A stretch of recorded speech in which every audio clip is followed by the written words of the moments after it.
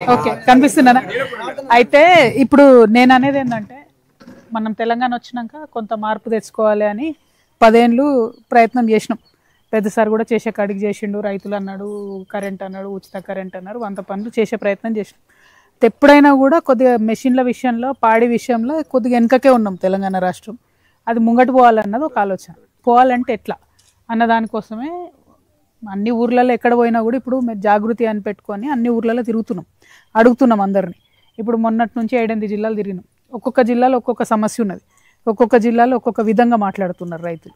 So అన్ని కలిపి ఒక ఆలోచన తీసుకుంటే బాగుంటుంది అన్నట్టు మెదక్లో ఇక్కడ మన దగ్గర ఏముంది అని అడగడానికి వచ్చినాం, అంతే, వేరే ఏం లే. ప్రత్యేకంగా పాడి రైతులను కలవడానికి ఏంది కారణం అంటే నేను తల్లిని కదా, నాకు తెలిసి ఎంత ఇంపార్టెంటో ఈ పిల్లలకు. మేము కూడా చిన్నప్పుడు బరెపాలు పట్టిన వాళ్ళమే కదా.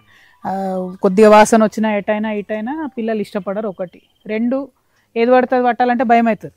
సో ఇప్పుడు అది పాలు అనేది చాలా అవసరం. మళ్ళీ ఎక్కడికక్కడ ఈ ప్యాకెట్లలో సూదులు ఇస్తారు, ఘోరమైన పరిస్థితి ఉంది టౌన్లలో కూడా.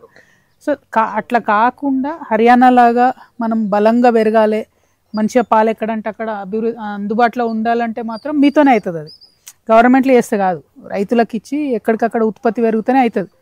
కానీ ఉత్పత్తి పెరగాలంటే ఏంది ప్రాబ్లము? లీటర్కి ఎన్ని ఇస్తున్నాం పైసలు, పోనీ ఆ పైసలు కూడా వెంటనే ఇస్తున్నామా, ఇవన్నీ ప్రాబ్లమ్స్ ఉన్నాయి.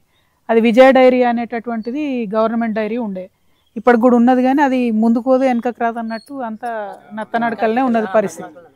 అది ఎందుకు అనేది ప్రయత్నం చేస్తే ఏంది అంటే రేట్ తక్కువ ఇస్తున్నారు కాబట్టి విజయకు వస్తలేరు, బయట వాళ్ళకు వస్తున్నారు. బయట వాళ్ళకి మీరు పోస్తుడు మంచిగానే వస్తారు, కానీ వాడల్లో 100 మందులు కలుపుతాడు, అంతే కదా. సో ఇది మన ఇంట్రెస్ట్, ప్రజల ఇంట్రెస్ట్. మన ఇంట్రెస్ట్ ప్రైవేట్ వాడు బాగుపడ్డు కాదు. సో ప్రజలకు ఎక్కువ పాలు అందుబాటులోకి రావాలంటే ఏం చేయాలి? మనకు రైతులకు ఎక్కువ పాడి ఇవ్వాలి. అది ఎట్లా ఇస్తే మళ్ళీ ఇప్పుడు మీరు అన్న సమస్యలన్నీ వస్తాయి. గడ్డ ఎట్లా, జీతగడ ఎట్లా, చేస్తోడేవాడు, మళ్ళీ ఈ వెటనరీ డాక్టర్లు ఎట్లా ఉంటే, మందులు ఎట్లా, మందులు ఉంటే డాక్టర్ ఉండడు, డాక్టర్ ఉంటే మందు ఉండదు. మరి పోనీ అట్లున్నాయంటే ఆయన నీడ కూర్చోబెడదాం. ప్రతి ఊర్లో షెల్టర్ లేదు, మా మనుషులకే లేకపోయాయి ప్రతి ఊర్లో. ఇప్పుడు గోదలకు మనం ప్రతి ఊర్లో పెట్టకపోవడం ఇవన్నీ ఖర్చుతో కూడుకున్నాయి. అంటే ఆ అవగాహన తెచ్చుకోవాలనే మీ దగ్గరికి వచ్చేది, అంతే, వేరే ఏం లేదు. అంటే నేను మాత్రం చాలా బలంగా ఏం నమ్ముతా అంటే పంటలకు ఎంత మనము విలువ ఇచ్చి రైతు బంధు ఎట్లా ఇచ్చుకుంటూ వచ్చినాము, పాడికి అంతే ఇవ్వాలి.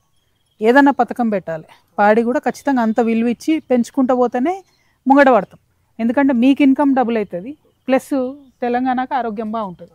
అంటే నా స్వార్థం అది, నేను మదర్ లెక్క చెప్తున్నా, నాకు వేరే ఆలోచన ఏం లేదు. దీనికి అది కావాలంటే మొత్తం ముందన్నీ రెడీ చేసుకోవాలి కదా. ఆగమాగం పాలు ఉత్పత్తి పెంచుతామంటే పెరుగుతుంది, తెల్లారికల్లా పెరగదు. దానికి కావాల్సింది ఏంది మరి, వేరే రాష్ట్రాలు ఏం చేస్తున్నాయి, వీటన్నిటిని స్టడీ చేస్తున్నాం. సరే ఇప్పుడు అధికారంలో ఏం కావచ్చు, అధికారంలోకి వచ్చినాక చేయడానికన్నా ఇప్పటి నుంచే చదువుకుంటే అర్థం చేసుకుంటే తెలుస్తుంది. తెలంగాణ రాకుండా ముందు 15 ఏళ్ళు చదువుకుంటూనే ఉన్నాం అందరం, ఏం చేయాలి అని. అందుకే రాగానే చెరువులు పూడికతీత తీసుకున్నాం, 100 పనులు చేసుకున్నాం. అవన్నీ ఒకటే రోజులు అనుకున్నాయి కాదు, 10-15 ఏళ్ళు అనుకున్నాయి. సో ఇప్పుడు ఖచ్చితంగా ఆలోచన చేసుకుంటేనే మళ్ళీ చేసే అవకాశం వచ్చినప్పుడు, చేసేటట్టు మీరు కుర్చీలో కూర్చోబెట్టినప్పుడు మళ్ళీ చేయగలుగుతాం. లేకపోతే ఇప్పుడు సడన్గా రేపు పొద్దున కల్లా అయితే కాదు. అందుకని అవగాహన కోసం వచ్చినాం తప్పితే వేరే ఏం లేదు. అది కూడా నేను ఎక్కడనో సిటీలో కూర్చొని, హైదరాబాద్లో కూర్చొని ఫోన్ కూడా మాట్లాడవచ్చు.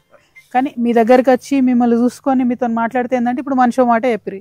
మళ్ళీ ఇప్పుడు అందులో యువర్ అవుతుండే, నేను ఐటీఐ చేసిన, నేను పెట్టుకోవాలనుకుంటున్నా, నా పరిస్థితి ఏంది అన్నాడు.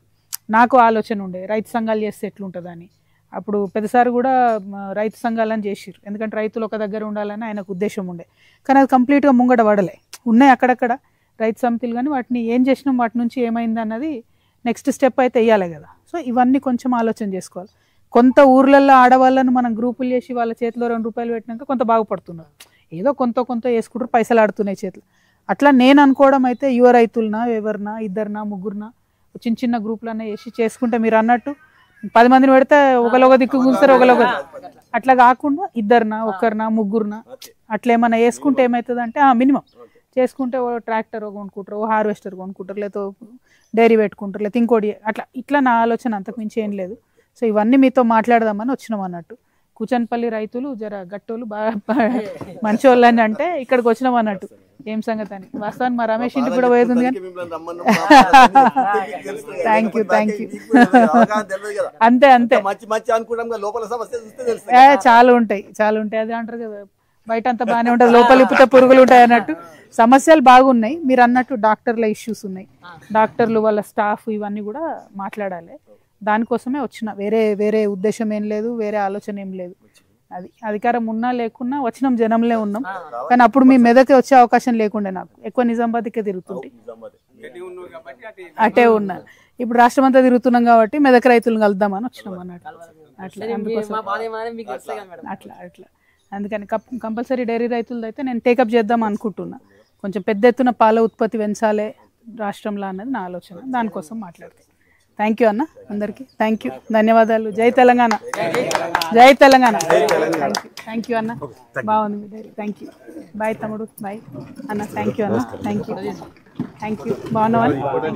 థ్యాంక్ యూ అన్న, థ్యాంక్ యూ, నమస్తే, థ్యాంక్ యూ. యాదగిరియా మీ పేరు? మంచిదే కదా.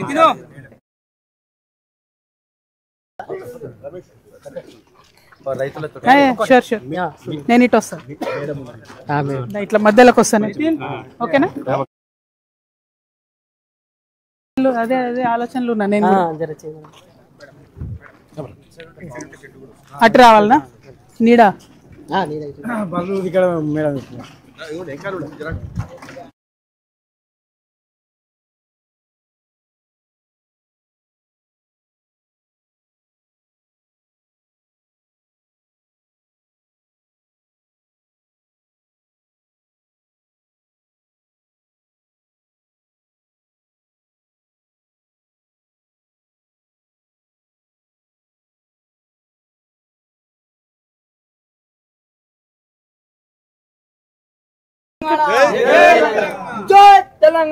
ఎక్కడ? ఏ ఊరు మీది? సర్దేనా? ఏం చేస్తావు బ్రదర్? డైరీ ఫామ్ నడిపిస్తున్నావా? ఓకే, అందుకే చెప్తున్నావు డాక్టర్ గురించి ఐడియా. అదే అదే 3-4 ఊర్లకు కలిపి ఒకటి ఉండేవాట ఆయనకి ఇబ్బంది అవుతుంది, అంతే కదా. అన్ని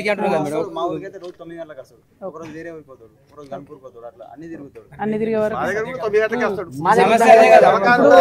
వెటనరీ హాస్పిటల్ ఉందా ప్రతి?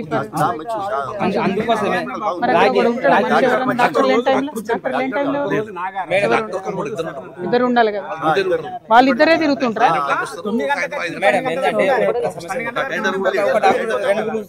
తీసుకున్నా ఫరక్ లేదు, 4-5 ఊర్లు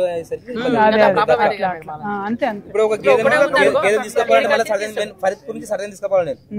నేను అర్థమైంది, నా ఫరీద్ గురించి సర్దేని తీసుకోవాలి, వీళ్ళ ఊరు తీసుకోవాలి. వీళ్ళ ఊరు తీసుకుపోయాక టైం అయిపోతుంది. ఒక గేదె సర్దేని పోదు, 5-6 నిమిషాలు ఒక గేదె పోదు. దానికోసం మళ్ళీ 2 మనుషులు కావాలి, అది చెప్పండి. రండి, ప్రైవేట్లోనా వచ్చిందా? ఒక్క నిషాగ్రం డిఎస్సి హాఫ్ మార్క్లో పోయిందా? ఎవరు లేరు, ఇట్రా సందీప్ ఒకసారి డీటెయిల్ తీసుకో. అమ్మాయిది ప్రైవేట్లో వేస్తుందా అన్న? ప్రైవేట్ ట్రస్ట్ మళ్ళీ అటాచ్ చేద్దాం. నేను గరీబ్ గానే ఉన్నా, పెద్ద డిగ్రీ చేసింది, చిన్న బీఈడీ చేసి మళ్ళీ పీజీ కూడా చేసింది. ఒక్కసారి ఇవ్వండి అన్న. ఒకసారి చెల్లె పేరు మీద వచ్చిందమ్మా, ఏమైంది మరి? బర్రె 20,000 తీసుకురమ్మన్నారు, తీసుకుపోయినాం. బర్రె ఇవ్వలేరు, ఇంకా ఇవ్వలేరు. బర్రె నడుపుకుందామంటే కూడా ఇవ్వలేదు. ఎన్ని రోజులైంది? సంవత్సరం అవుతుంది అనుకో. కూతురు మా చెక్ కట్టిరా? పైసలు పైసలు తీసుకుని రమ్మన్నారు. అంటే క్యాష్ కట్టిరా, చెక్ కట్టిరా? పైసలు కట్టలేదు, ఇంకా కట్టలేదా? మాట్లాడదాం, నంబర్ తీసుకో. బర్రె కోసం పైసలు కట్టమన్నారట, కట్టలేదట. కావాలన్నారు, ఇస్తామన్నాము. తోలుకోపోలేకపోయేటప్పుడు ఫోన్ చేయాలి. థ్యాంక్ యూ, కలిసి